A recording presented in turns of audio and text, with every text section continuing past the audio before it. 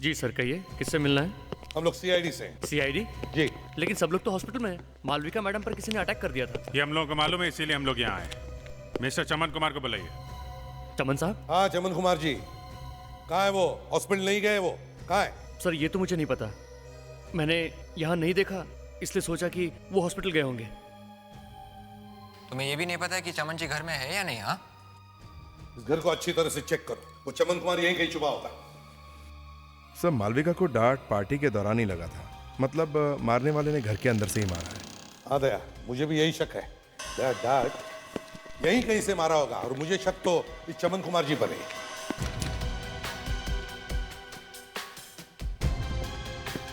अरे ये दरवाजा क्यों बंद है? क्या हुआ अभिजी? सर ये दरवाजा बंद है यहाँ पे।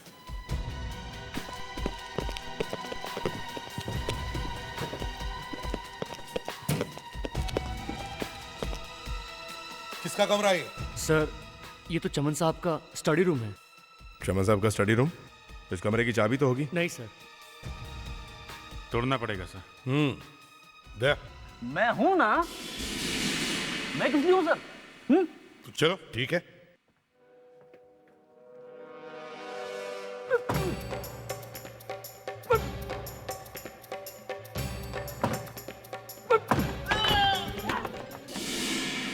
चमन साहब, चमन साहब, चमन साहब को क्या हुआ? चमन साहब? लगता है यहाँ कोई तूफान आके गया है। बंद कमरे में ये सब हुआ कैसे? इसीलिए हॉस्पिटल नहीं पहुंचे। चमन साहब तो मर चुके हैं। सर ये इनहेलर मिला है सर, शायद चमन जी की मौत अस्थमा अटैक से हुई है सर। हाँ सर, चमन साहब को अस्थमा की बहुत बड़ी बीमारी थी। और ये इनहेलर के अंदर जो बॉटल है वो भी पूरी खाली है। अच्छा, अस्थमा के पंप के अंदर की बोतल खाली है, दरवाजा अंदर से बंद है, और बाहर किसी ने सुना नहीं। नीचे देखो, जले हुए पेपर के टुकड़े। एक काम करो, कुछ लेकर आओ बाहर से और इन्हें संभाल के उठाओ, स्प्रे करके। ओके? Yes sir. चलो आप भी चलिए। जी। चलो। अभिजीत सर? लगता है ये खून है। मतलब ये देखो, यहाँ देखो नाक के नीचे, और ये गाल के ऊपर, और यहाँ देखो कान के बाजू में। हाँ ये तो रैशेस है। हाँ, सब जगह है। लगता है कोई ना कोई गड़बड़ जरूर है अभिजीत, और उसका पता यहीं पर चलेगा, इसी कमरे में। कमरे को अच्छी तरह से चेक करो। ये पति और पत्नी दोनों पे अटैक हुआ है। सर ये मोबाइल भी मिला है सर। और एक बात है सर, इसमें आखिरी कॉल करण नाम के किसी आदमी ने किया था। करण? हाँ, ये करण कौन है? अब वो हमेशा के लिए हमें छोड़कर चले गए। नहीं भैया, हमें छोड़ के नहीं जा सकते। कहाँ डैड? मुझे डैड के पास जाना है। एक्सक्यूज मी, जब तक इन्वेस्टिगेशन पूरा नहीं हो जाता आप लोग ऊपर नहीं जा सकते। अब हमारा क्या होगा? इस घर का क्या होगा? देखिए, लगता है चमन कुमार जी का खून हुआ है। खून? खून? जी हाँ, खून। किसी ने चमन कुमार जी पर भी अटैक किया था। क्या आप कुछ बता सकती हैं किसका काम हो सकता है ये? क्या चमन कुमार जी का कोई दुश्मन या उनका किसी के साथ झगड़ा? देखिए डैड, एक बहुत बड़े बिजनेसमैन थे और कुछ लोग उनसे जलते भी होंगे, और वो उनके पार्टनर प्रणय, उनके साथ भी उनकी कुछ प्रॉब्लम चल रही थी। प्रणय बिजनेस पार्टनर है ना? और ये करण कौन है? करण? हाँ, करण कौन है? करण ने क्या किया है? उसका इस केस से क्या ताल्लुक?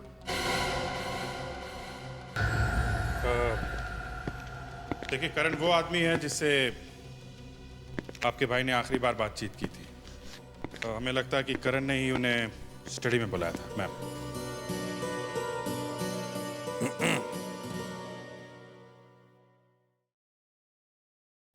ये करण का नाम सुनकर तुम दोनों की हालत खराब क्यों हो गई? क्यों? देखो, अगर हमसे कुछ छुपाओगे तो नुकसान तुम्हारा ही होगा। तब सच सच बताओ, बताओ क्या हुआ था? वो एक्चुअली करण चमन भैया का लॉयर है। चमन भैया अपनी वसीयत चेंज कराना चाहते थे। इसका मतलब है करण ने मिस्टर चमन को वसीयत के बारे में फोन किया था, हाँ? पता नहीं नई विल बनी भी या नहीं। डैड का क्या भरोसा? कहीं ये खून इस वसीयत की वजह से तो नहीं हुआ? क्यों? हाँ? देखो, अगर तुम दोनों कुछ बताना नहीं चाहते तो ठीक है, हम करण से पता कर लेंगे। करण, करण दरवाजा खोलिए, हम लोग सीआईडी से आए हैं। जब भी कभी हम सीआईडी वाले किसी के घर पर जाते हैं तो या तो अंदर कोई सोया हुआ रहता है या फिर... ऐसा मत बोलिए सर, इस बार कुछ अलग होगा। अच्छा, तो चलो देखो। Oh my God!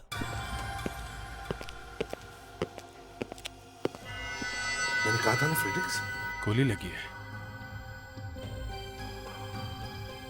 मर गया सर। सीने पे गोली लगी है, इसका मतलब किसी ने सामने खड़े होकर गोली मारी है। हाँ,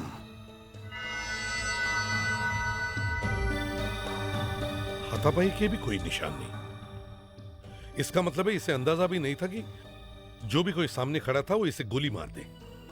सर, ये करण गोली चलाने वाले को जरूर जानता होगा। बिल्कुल सही फ्रेडिक्स। एक काम करो, देखो चमन कुमार जी की वसीयत यहां इस घर में है क्या? चेक करो अच्छी तरह से।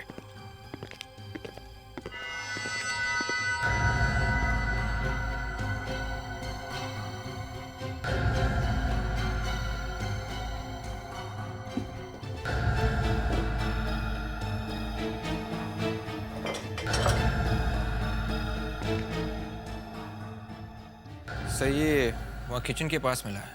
टूटा हुआ सेल फोन? सर ये करण का ही होगा। सर वो वसीयत तो यहाँ नहीं है। वसीयत नहीं है? तो कहीं खूनी वसीयत लेकर भाग तो नहीं गया? दो लोग जानते थे, दोनों चले गए। एक तो मिस्टर चमन और अब ये करण। अभिजीत, कुछ तो गड़बड़ है, कुछ तो गड़बड़ है। पहले चमन कुमार जी का खून, फिर उनके लॉयर करण का खून। चमन कुमार जी को मरने से पहले आखिरी फोन ये करण ही करता है। इस करण का खून चमन कुमार जी के वसीयत से जुड़ा हुआ जरूर है। तो साहब, ये चमन कुमार और करण की लाशें चुप हैं या कुछ बोलना भी चाहती हैं?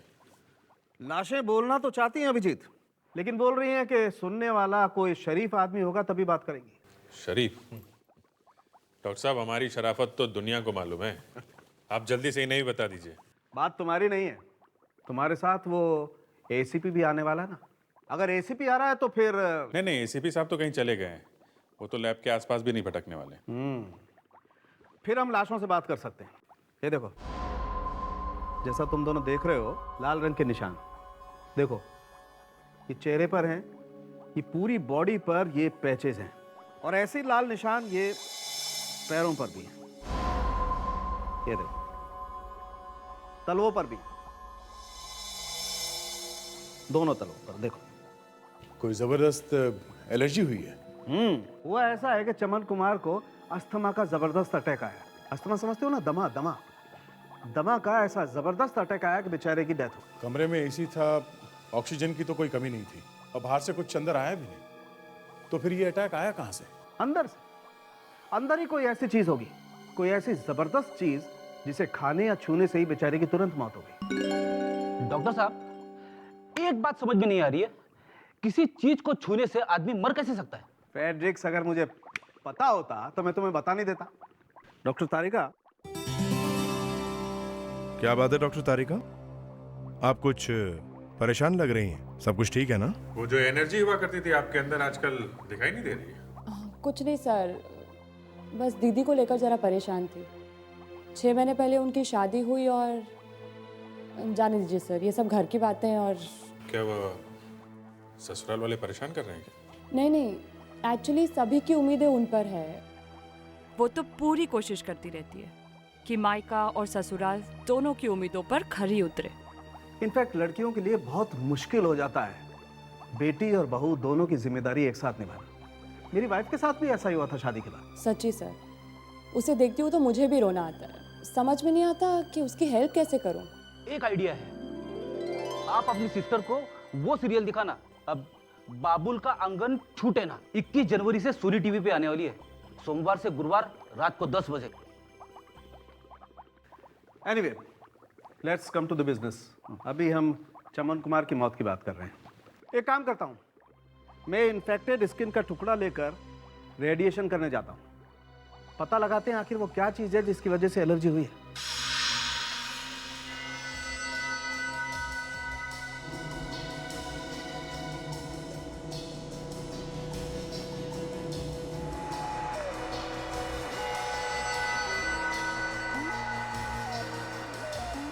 तो देखो, ये स्किन सेल्स पर कितना असर हुआ है।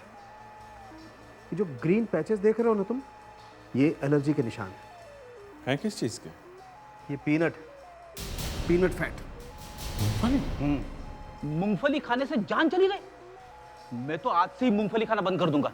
वैसे भी मेरी वाइफ कह रही थी। एक मिनट फ्रेडरिक, अपनी वाइफ को घर छोड़ो, हम यहाँ काम की बात कर रहे हैं। और ये एलर्जी का अटैक बहुत खतरनाक था, एनाफिलैक्सिस। इससे जान भी जा सकती है। जान जा सकती है क्या मतलब डॉक्टर तारिका? जान चली गई है। मतलब किसी को पहले से मालूम था कि चमन कुमार को पीनट से एलर्जी है और पीनट से मारा उसे। सवाल ये उठता है कि चमन के कमरे में पीनट आया कहाँ से? हम लोगों ने जब कमरा चेक किया तो मूंगफली का एक दाना भी नहीं मिला। मैं खुद चल के चेक करता हूँ। डॉक्टर तारिका, तब तक आप वो जले हुए पेपर्स में से कुछ निकाल लीजिए। वो पीनट यहीं कहीं होगा जरूर। कोई ना कोई ऐसी चीज जरूर होगी जिसकी वजह से मिस्टर चमन को इतना जबरदस्त अटैक आया है।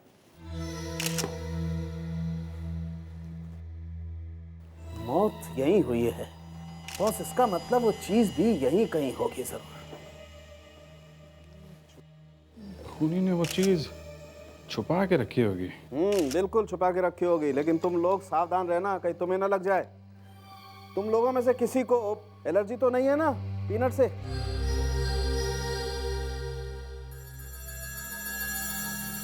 खूनी ने तरीका तो बहुत अच्छा निकाला था, लेकिन उसे पता नहीं है फॉरेंसिक डॉक्टर की नजर से कोई चीज बच नहीं सकती है। चलो जल्दी करो यार। बस हो गया, 2 मिनट लगेंगे।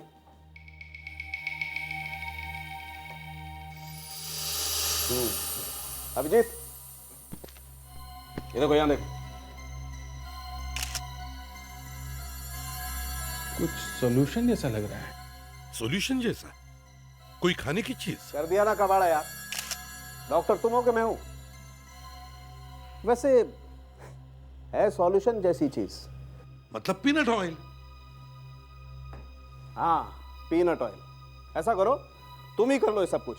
तुम्हें सब कुछ पता तो है ही। मैं चलता हूँ। सर के प्लीज, अभी भी बहुत काम बाकी है। करो यार, देखो जरा। ये फाइल के ऊपर पीनट ऑयल लगा है, कहीं ये फाइल करण तो लेके नहीं आया? मुझे भी यही लगता है अभिजीत, ये फाइल करण ही लेकर आया होगा।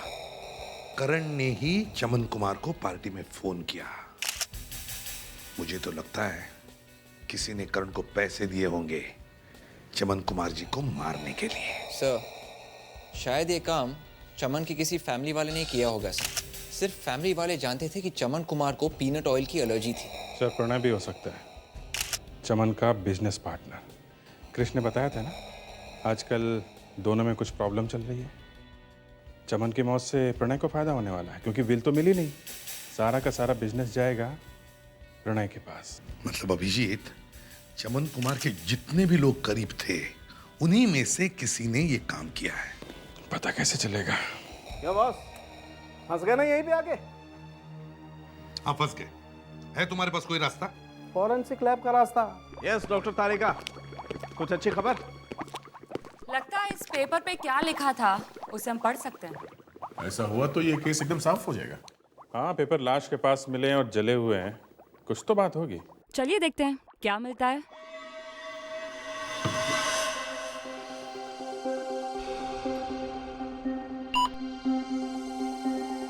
ये इलेक्ट्रॉन माइक्रोस्कोप से पेपर पे लिखी हुई हर चीज बड़ी नजर आती है। जैसे ही रेडिएशन इस पे गिरेगा सब कुछ साफ नजर आएगा।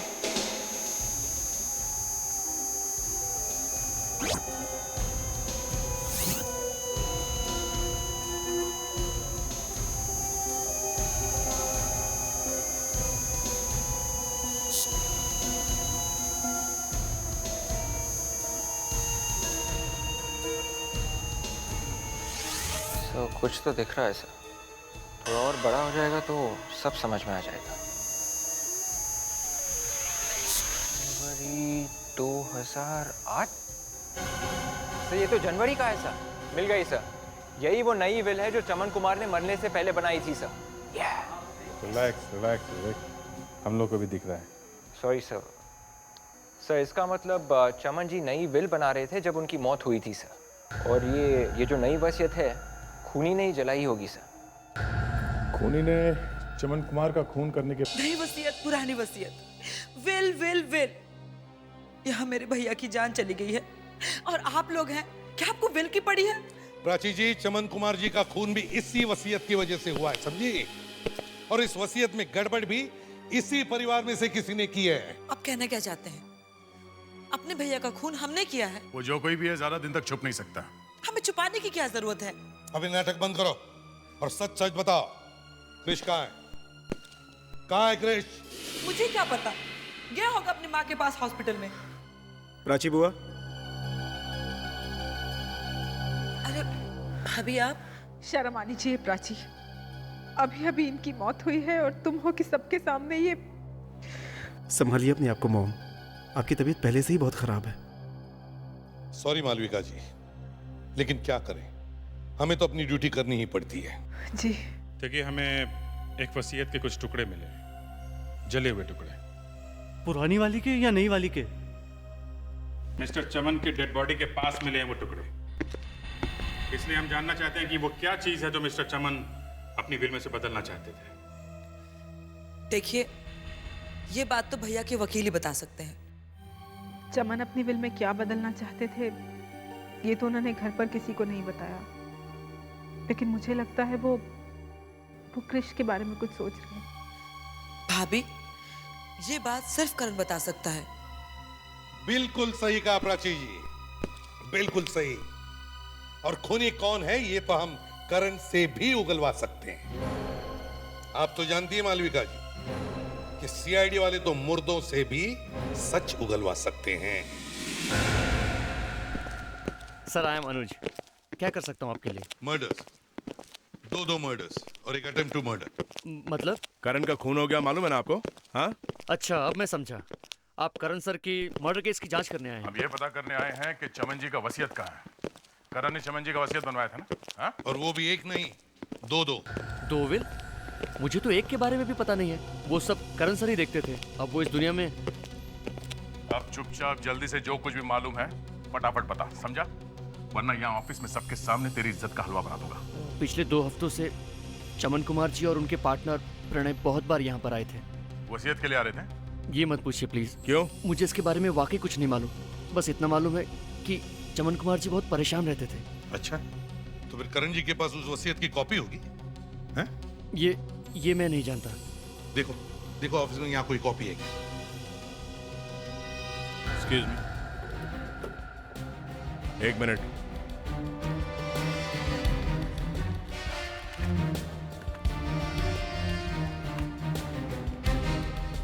किसके पास हो सकती है ये वसीयत की कॉपी?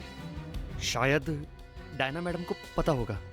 नहीं सर, वसीयत के कोई पेपर्स नहीं है। अच्छा, ये डायना मैडम को कैसे पता होगा? है? ये डायना मैडम है कौन?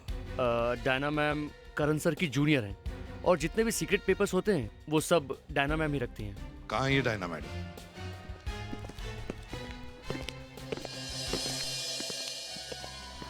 मैम। अनुज, मैंने तुमसे कहा था ना कि मुझे आज किसी को नहीं मिलना है। यहाँ की एसीपी लगती है। मैम, सीआईडी वाले आए हैं।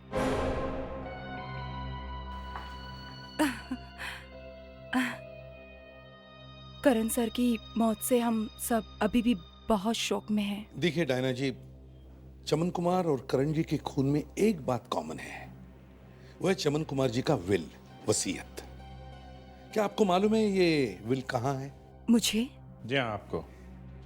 इस ऑफिस का सारा कॉन्फिडेंशियल काम तो आप ही देखती है ना। हमें पता चला है कि आपको सब मालूम है। जो करण को मालूम था वो आपको भी मालूम है। देखिए, मैं आपकी कोई मदद नहीं कर सकती हूँ। पिछले 10 दिन से तो मैं मनाली में थी, अपनी आंटी के पास। तो आप 10 दिन की छुट्टियों पर गई थी, मनाली गई थी। फिर ऑफिस लौटने के बाद क्या आपको कुछ पता चला, ऐसे कुछ गड़बड़ वगैरह हुई है? जब मैं वापस आई थी मुझे ये जरूर मालूम हुआ था कि चमन कुमार का बेटा ऑफिस में आया था और उसमें और करण सर में किसी बात को लेकर झगड़ा हुआ था। Thank you. फ्रेडिक्स, पता करो ये मनाली क्या करने गई थी।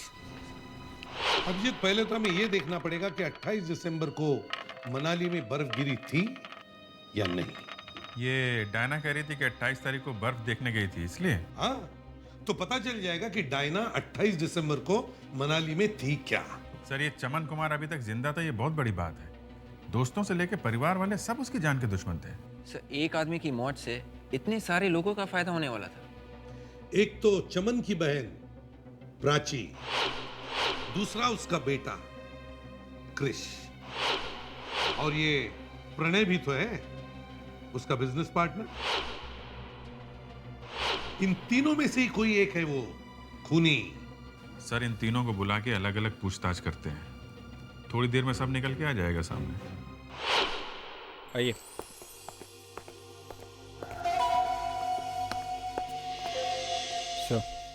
आइए आइए आइए। देखिए, फैमिली का झगड़ा है, इसमें मुझे क्यों इन्वॉल्व कर रहे हैं? इसमें मेरा क्या लेना देना है? वो हम लोग देखते हैं आपका लेना देना है कि नहीं। इनसे पूछिए ना। और हमने किया ही क्या है? अभिजीत, तुम जरा प्रणय को वहां बिठाओ और पूछताछ करो। आइए प्रणय जी, आइए। कम। ये आपका और चमन जी के बीच में हैव अ सीट प्लीज। ये आपका और चमन जी के बीच में कभी कोई बातचीत, कभी कोई झगड़ा? प्राची, क्रिश, तुम दोनों यहाँ बैठो। आओ, कम बैठ। मैंने आपको अपने डैड के खूनी को पकड़ने के लिए बुलाया था। आप मुझे यहाँ पकड़ कर लिया है। बैठ। उधर भैया हमें छोड़ के चले गए, भाभी हॉस्पिटल में पड़ी है, और आपको लगता है कि ये खून मैंने किया है अपने ही भाई का? मेरा और चमन में कोई झगड़ा नहीं था। वो तो मेरा पार्टनर था और दोस्त भी। मैं तो उसकी काफी सीक्रेट बातें जानता था। चमन अपनी फैमिली को बहुत प्यार करता था।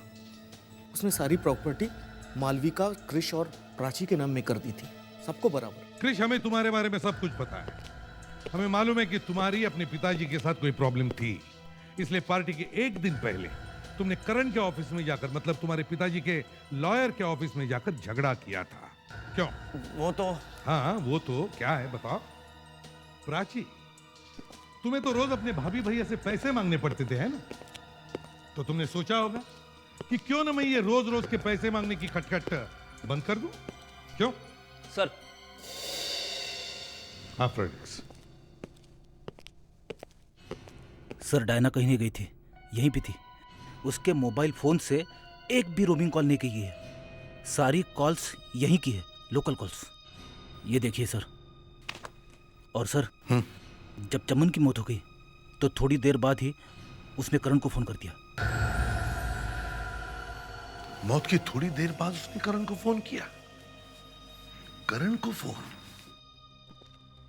सर, इस प्रणय ने बताया है कि चमन की पुरानी वसीयत के हिसाब से तीनों को बराबर बराबर जायदाद मिलने वाली थी। लेकिन अगर नई विल बनेगी तो किसी ना किसी का तो नुकसान होगा। अब जिसका नुकसान हो रहा था खून, उसी ने किया है सर। हाँ, पर वो है कौन? अभी पहले इस डायना से निपट लेते हैं। तो एजेंट लोग आए थे ना, उनके पीछे मैडम भी बैंक गई है। वाह, दूसरों के लॉकर से भी चोरी करना शुरू कर दिया। सर, आप लोग कहाँ घुसे आ रहे हैं? एक मिनट, ये लॉकर करण का है ना? देखिए आप इसकी चाबी तुम्हारे पास कहाँ से आई? हाँ? देखिए, आप लोग इस तरह अंदर नहीं आ सकते। देखिए मैनेजर साहब, हमें अपना काम करने दीजिए। पैट्रिक, लेके जाओ इनको। चलिए चलिए चलिए आप प्लीज। मेरा भी नाम लिखवाया था करण ने। अब ज्यादा कुछ बोलने की जरूरत नहीं है, सब कुछ सामने आ गया। हाँ जी, देखे तो सही क्या है इसमें। ओहो, इतने पैसे, सीडी, करीब 25 लाख रुपए। ये करण लॉयर था या बिजनेसमैन? मैं अपने आप को रोक नहीं पाई। इतना बड़ा चांस था मेरे सामने, मुझे लालच आ गया था। एक दिन मैंने करण सर को फोन पे किसी से नई वसीयत के बारे में बात करते सुना। वो कह रहे थे कि वो नई वसीयत को जला देंगे और चमन कुमार को भी साफ कर देंगे। तो करण किसी के साथ वसीयत के बारे में डील करने वाला था। कौन था वो? पता नहीं किसका कॉल था, मैंने तो सिर्फ करण सर की आवाज सुनी थी। तुमने कहा कि तुमने करण को फोन पे बात करते हुए सुना कि नई वसीयत को वो जलाने वाला है, लेकिन वसीयत के जले हुए टुकड़े तो हमें चमन कुमार के स्टडी रूम से मिले। तो फिर ये कौन सी वसीयत है? करण सर एक बहुत स्मार्ट लॉयर थे। उन्होंने चमन कुमार के यहाँ विल की कॉपी जलाई थी, सिर्फ अपनी डील पूरी करने के लिए। और बाद में असली कॉपी दिखाकर वो उस आदमी को ब्लैकमेल करने वाला था। मुझे लगा कि मैं भी थोड़े पैसे कमा सकती हूँ। मैं करण सर के पास गई, उनको ये बताने के लिए कि मुझे सब कुछ मालूम है। मगर करण सर तो उल्टा मुझे ही धमकाने लगे। मुझे गुस्सा आ गया और मैंने उन्हें शूट कर दिया। करण ने चमन को मारा और तुमने करण का खून कर दिया। लेकिन अभी तक उसका पता नहीं चला जिसने ये सब प्लानिंग बनाई और 25 लाख रुपए दिए। ओह, तो ये है वो वसीयत, मिस्टर चमन कुमार की विल, जिसकी वजह से ये आग लगी है। आग लगी? सर, आग तो कहीं नहीं लगी थी। अरे फ्रेडरिक्स सर का कहने का मतलब है जो 2-2 खून हुए हैं। हाँ फ्रेडरिक्स, 2-2 खून जो हुए हैं उसके बारे में बात कर रहा हूं मैं। मैं तो कंफ्यूज हो गया था सर। वही मैं सोचूं कि आग लगी और मुझे कैसे नहीं दिखी। चलो कोई बात नहीं, पढ़ो इस विल को।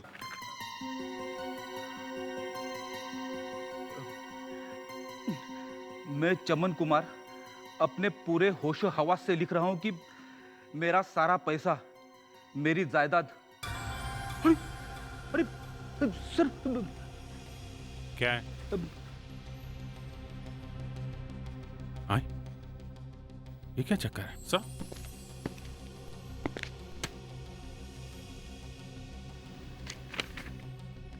माय गॉड, तो ये बात है, इसकी वजह से ये खून हुआ है। अभिजीत, इस सीडी को चला के देखो। करण ने ये सीडी अपने लॉकर में छुपा के रखी थी, इसमें जरूर कुछ होगा।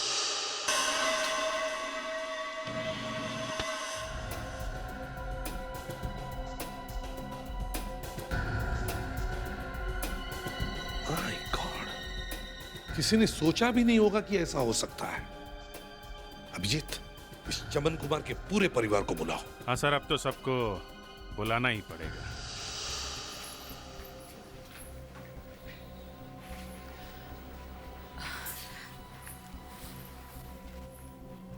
एसीपी साहब, आपने बुलाया हमें? जी हाँ। अब मैं आपको कैसे बताऊं खूनी ने क्या क्या नहीं किया ये चमन कुमार जी का विल पाने के लिए। और जब उसे वो विल मिला, वसीयत मिल गई? क्या लिखा है वसीयत में? प्लीज जरा जल्दी पढ़ के सुनाइए ना। शट अप बुआ, बाहर में गई वो विल। खूनी का कुछ पता चला क्या? सर, जवाब नहीं इस फैमिली का। वाह वाह वाह वाह, कितने सुधर गए हो ना तुम तो। आज भैया जिंदा होते तो कितने खुश होते तुम्हें देख के, है ना भाभी? प्लीज प्राची, ठीक ही तो कह रहा है वो। वैसे भी पहले से ही हमारे खानदान पर बहुत बुरा वक्त चल रहा है। मैं अब इस सब को खत्म करना चाहती हूँ। एसीपी साहब, वसीयत में जो भी लिखा है, अच्छा बुरा, आप पढ़ दीजिए। ठीक है।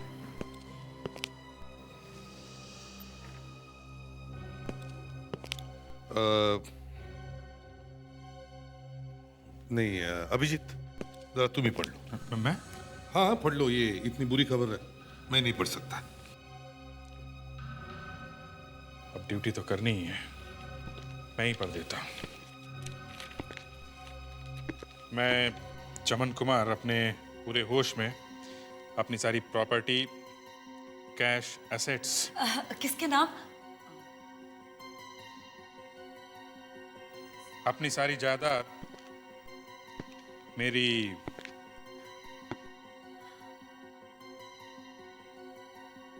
मेरी बेटी डायना के नाम कर रहा हूं।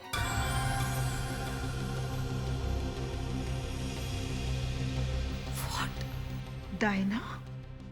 ये आप क्या कह रहे हैं? भाभी ये क्या हो रहा है? मैं कुछ नहीं कह रहा हूँ, ये तो चमन कुमार जी ने खुद लिखा है। डैडी का दिमाग खराब हो गया था क्या? और ये डायना, पापा की बेटी, ये सब क्या है मॉम? क्रिश प्लीज, अपने पापा के बारे में ऐसे नहीं बोलते। और वैसे भी वो अब इस दुनिया में नहीं रहे, लेकिन अगर उन्होंने खुद डायना को अपनी बेटी मानकर उसे अपनी सारी प्रॉपर्टी दी है तो एसीपी साहब मुझे ये विल मंजूर है। ये क्या कह रही हैं आप मॉम?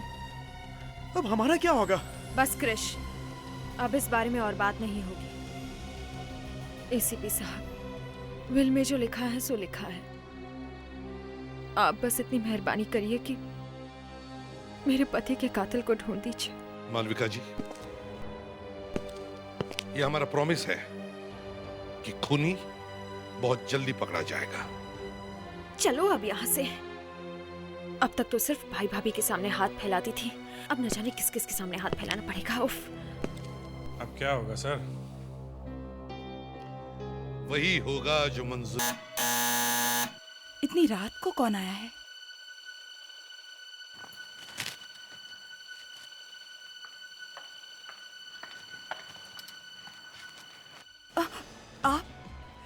आप यहाँ इस वक्त? आप मुझे ऐसे क्यों देख रही हैं? मेरे पास कुछ नहीं है। अच्छा, तो तुम हो चमन की वो बेटी। अगर मुझे पहले पता होता तो इतनी प्रॉब्लम ही नहीं होती, मैं तुम्हें पहले ही खत्म कर देती। ये आप क्या कर रही हैं? इसमें मेरा क्या कसूर है? सारा कसूर तुम्हारा ही है। मैं तो आपकी बेटी जैसी हूँ। मेरी कोई बेटी नहीं है, और चमन की भी एक ही औलाद थी। मेरे क्रिश को ही सारी प्रॉपर्टी मिलनी चाहिए। वाह मालिका जी।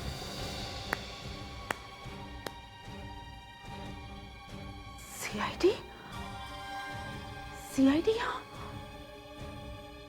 इसका मतलब ये आप लोगों की चाल थी मुझे पकड़ने के लिए। क्यों, प्लानिंग सिर्फ आप ही कर सकती हैं? हैं? वैसे मान गए आपके दिमाग को। बहुत टैलेंटेड है आप, काफी अच्छी एक्टिंग कर लेती है। ये सब इसी की वजह से हुआ है, इसी ने हमारे खानदान को बर्बाद किया है। पार्टी की रात तो चमन जी की सिर्फ बॉडी का खून हुआ था, अंदर से तो वो बहुत पहले मर चुके थे। उन्हें आपकी प्लानिंग ने नहीं, आपके धोखे ने मारा था। मैं चमन कुमार अपने पूरे होश हवास में स्टेटमेंट दे रहा हूँ। मुझे लगता है कि कोई मेरी जान लेना चाहता है, इसीलिए मैं ये स्टेटमेंट रिकॉर्ड कर रहा हूँ। मेरी वाइफ मालिका ने मुझे धोखा दिया है। इतना बड़ा झूठ, जिस बेटे को मैंने 24 साल इतने प्यार से बड़ा किया, आज पता चला वो मेरा खून ही नहीं। लेकिन मैं अपनी मेहनत की कमाई को किसी बेईमान के हाथ में नहीं जाने दूंगा। मेरी सारी प्रॉपर्टी, कैश, इन्वेस्टमेंट्स मेरी छोटी बहन प्राची को मिलेगा।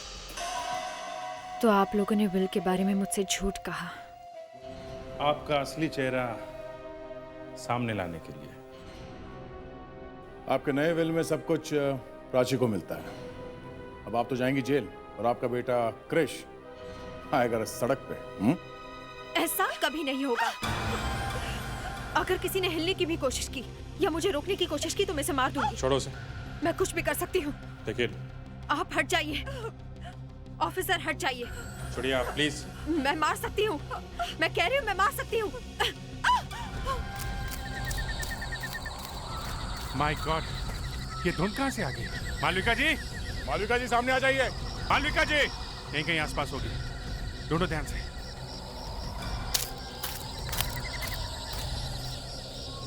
मालविका जी,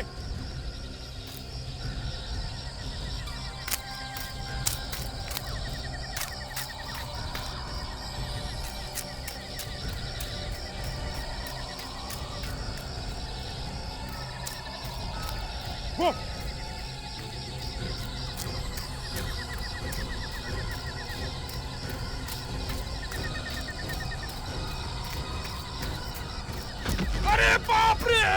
बस बस मालविका जी, बहुत भाग लिया आप। आराम करने का टाइम आ गया है। मैं कहाँ हूँ? Freddy, good job Freddy. कौन फ्रेडी? अरे ये आवाज तो जानी पहचानी सी लगती है। ये तुम्हारे अंकल की आवाज है। अंकल? कौन अंकल? ये तो गया। फ्रेडी, फ्रेडी होश में आओ। फ्रेडी, चलो। संभाल के। इस बेचारे ने तो अपना काम कर दिया, अब बाकी जिंदगी आपको शायद जेल में ही काटनी पड़े।